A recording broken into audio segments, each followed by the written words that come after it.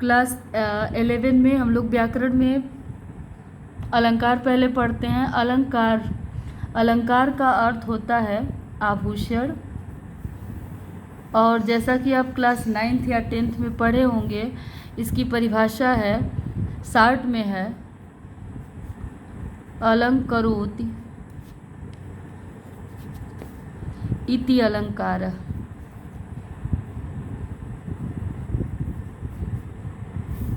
ये अलंकार की एक परिभाषा है कि जो अलंकरोति, जो सजाता है, वही अलंकार है। जैसे स्त्रियों को आभूषण गहना सजाता है, उसी तरह काव्य को सजाने के लिए अलंकार का प्रयोग किया जाता है, जिससे काव्य की सुंदरता बढ़ जाती है, इसलिए उसे अलंकार कहते हैं। अलंकार का शाब्दिक अर्थ होता है आभूषण, और जो काव्य की शोभा को बढ़ाता है उसे अलंकार कहते हैं। मुख्य रूप से अलंकार दो प्रकार के होते हैं। भेद में अलंकार के मुख्य रूप से दो भेद होते हैं। पहला होता है शब्दालंकार, जिसे आप जानते हैं। दूसरा होता है अर्थालंकार।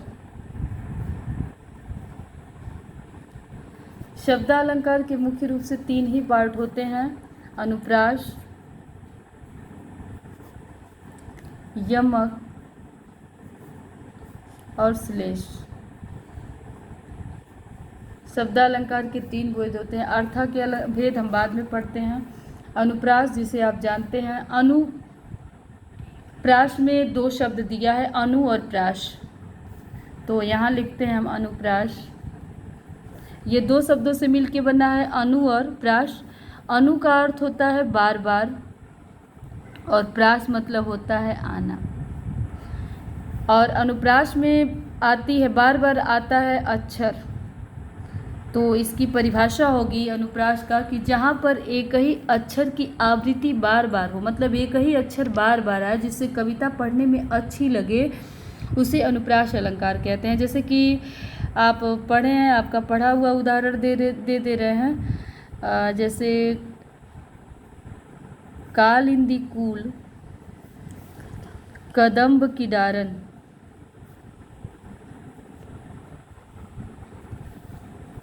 तो इसमें क जो वर्ड है, इसकी आवृत्ति बार बार आई है, जिससे कविता पढ़ने में अच्छी लग रही है, इसलिए यहाँ पे अनुप्रास है। दूसरा एग्जाम्पल है आपका, आप लोग जानते हो, तरनी तनूजा तट तमाल तरुअर बहुछाए। कविता पढ़ने में अच्छी इसलिए लग रही क्योंकि त की आवृत्ति बार बार हुई है।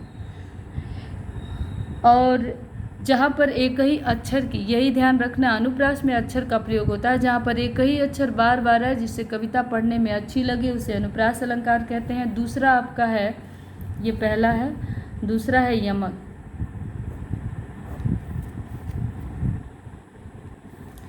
यमक में प्रयोग होता है शब्दों का, जहाँ पर एक ही शब्द एक से अधिक बार, जहाँ पर एक ही शब्द का प्रयोग एक से अधिक बार हो, किंतु ये शब्द अलग अलग अर्थ देते हैं, शब्दों का अर्थ अलग अलग होता है, वहाँ पे होता है यमक अलंकार। जैसे कि इसका उदाहरण है, छोटा सा उदाहरण यदि दे तो, एक तो कनक कनकते शौगुनी आप जानते हैं, बहुत छोटा सा दे रहे हैं। 3 बेर खाती थी वो, 3 बेर खाती थी। ये आपको याद भी रहेगा और इजी भी है। बेर मतलब होता है एक फल का नाम है, फल।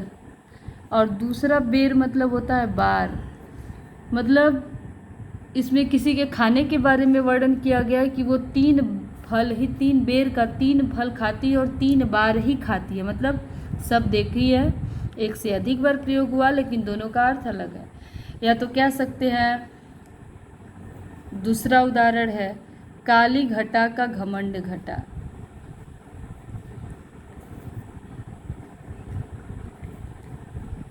घमंड घटा, इसमें भी ये घटा शब्द का प्रयोग 2 बार हुआ है।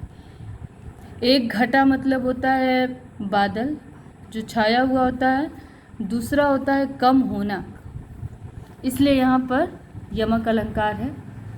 तो इसको आप पहले देख लीजिए और इस वीडियो के बाद आप हमें कमेंट्स में बताइएगा कि आपको इस तरह समझना है या नोट्स चाहिए, तो आगे हम पढ़ेंगे।